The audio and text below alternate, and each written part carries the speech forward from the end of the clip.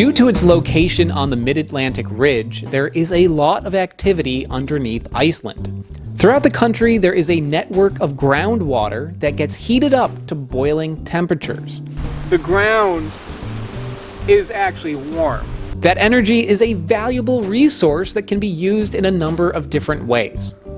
Yeah, if I were to put my hand in that, that would cook my hand. And one cool thing with this place is they will cook bread and potatoes.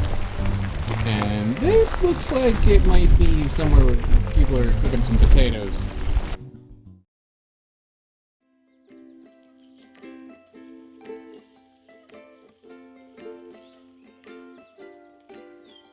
So, how are you doing so far?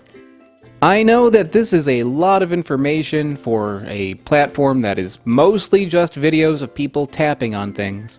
So, for this segment in my adventure, let's dial things down a little bit. Instead of racing down that banana rabbit hole, today we're gonna ride down it on a geothermal lazy river.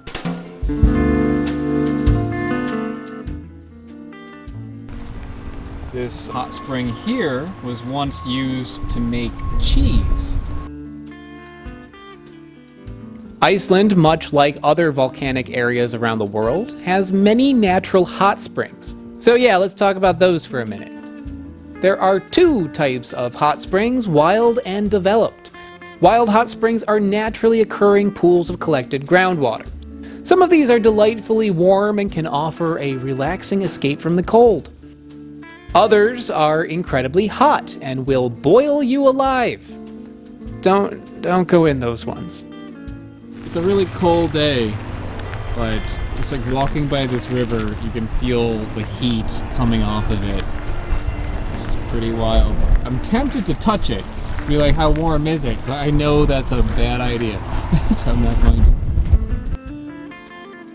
A safer option are developed hot springs. This is a different type where the water from the earth is instead emptied into a constructed pool. Usually these hot springs are regulated, so that way they don't get too hot. This footage that I'm showing you is from the Blue Lagoon, which is the most touristy spot in all of Iceland. If you have been to Iceland, you have been here. Me, I avoid touristy places. I went there, and you know what? Unlike certain touristy places that I might live near, the Blue Lagoon is worth visiting. It's really cool. It's very impressive, well worth the admission, well worth visiting. So yeah, anyway, Blue Lagoon, let's see what you've learned. Is the Blue Lagoon a wild hot spring, or is it a developed hot spring?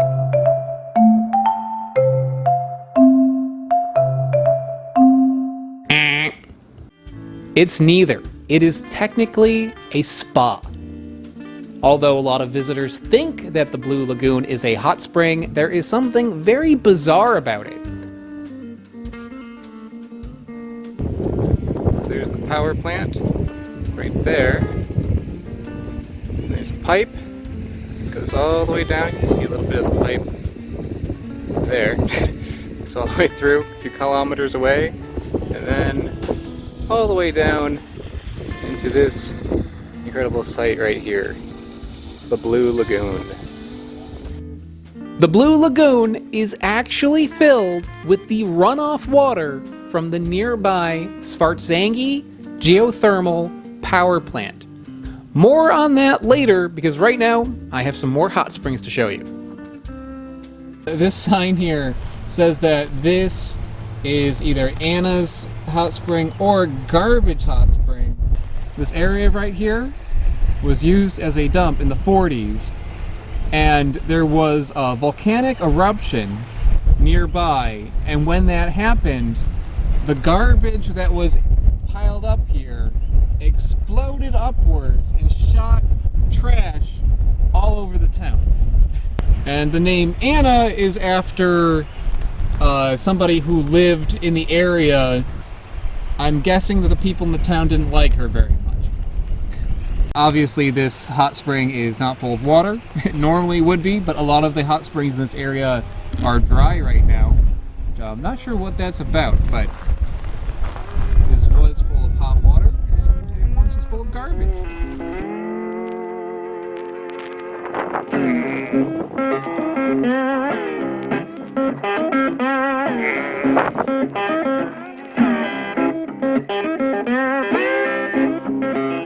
While we're on the subject of hot springs, let's take a moment to talk about insects. Yeah, I don't have a good segue for this part.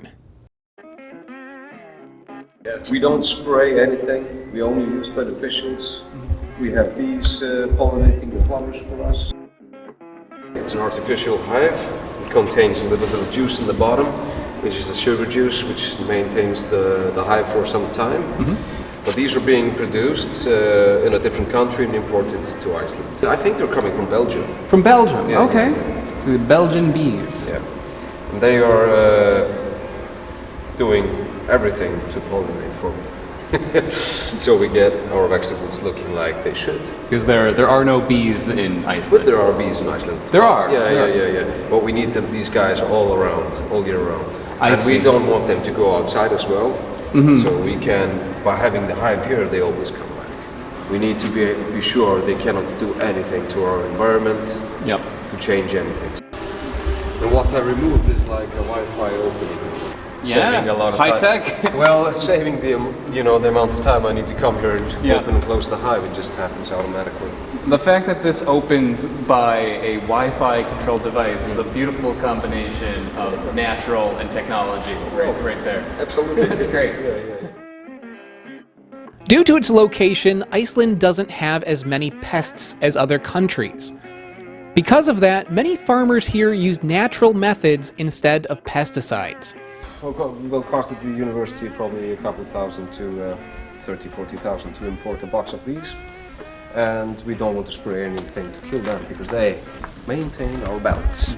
So you try to keep that completely natural. Oh, yeah, You have some pests. You bring in It's a, like- a natural predator. Integrated pest management. Usually the pesticides are creating a circulation of problems. You'll need to use more the year after. You're looking at a much better investment. that's Beneficials. And better flavor as well. I mean, we don't need to. Everything's natural. We don't need to worry Yeah. that we're eating something that's bad. Yep. So So we're gonna try geothermal, energy-grown cherry tomato. yeah. Nice red color. It looks beautiful. No pesticides used. It tastes like if you took like a big, gigantic beefsteak tomato and you just concentrated it down. That is really good. I mean, part of the reason is that this is just grown well. The U.S. things are often not ripened all the way. They choose varieties that are more shelf stable. Like this is a good quality tomato. These particular ones are quite savory tasting, a little bit like almost like a crushed tomato sauce. Does it being grown with the geothermal energy, do you feel like that affects the flavor at all? Or is this it's mostly just good plant keeping? Well, I think it's mostly good plant keeping. We need Right. to look at, of course, I'd say that. But it's also looking at how many leaves do we have per plant? What are the abilities of the plant? Right. So the amount of leaves I want to keep can affect the sweetness.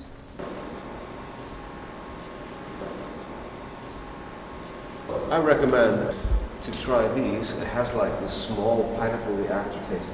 Oh, nice. Yeah, so it's a completely different world from red tomato. It's really not a good export product because it's so sweet that it's affecting the shelf life.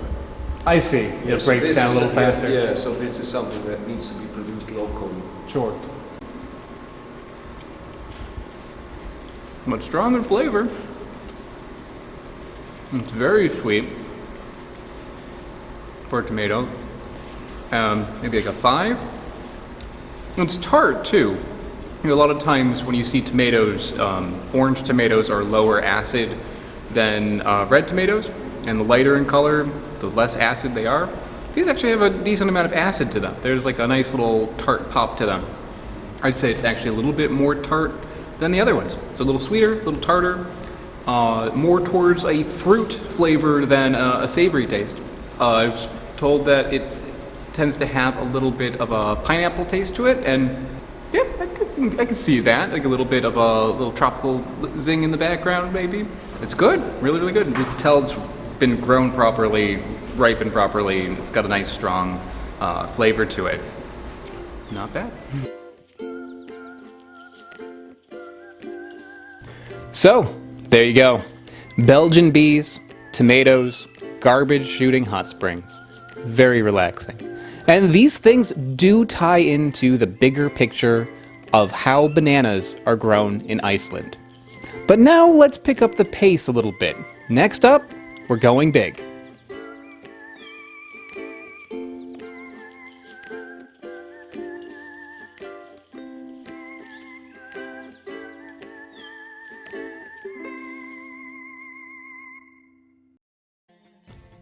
Alright, you have made it halfway through the Icelandic Banana series, or maybe you're watching them out of order. Well, the next episode, if it is available, there will be a link on the screen. Click that link to be taken to part 4. That is going to be focusing on, well, we're going big. It's going to be focusing on how geothermal energy is used to power the country, how it's used for electricity. And also, we're going to be taking a look into Icelandic berries, some of the native fruit of Iceland. That's all coming up in part 4. If you do not see a link to that episode, that means it's not out yet. You might want to subscribe or click the bell so you are notified when that comes up.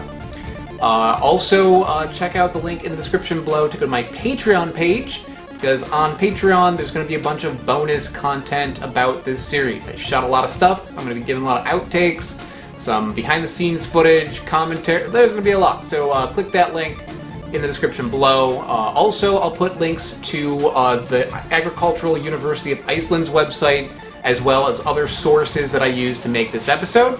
So check it out, and I will see you next time. Bye-bye.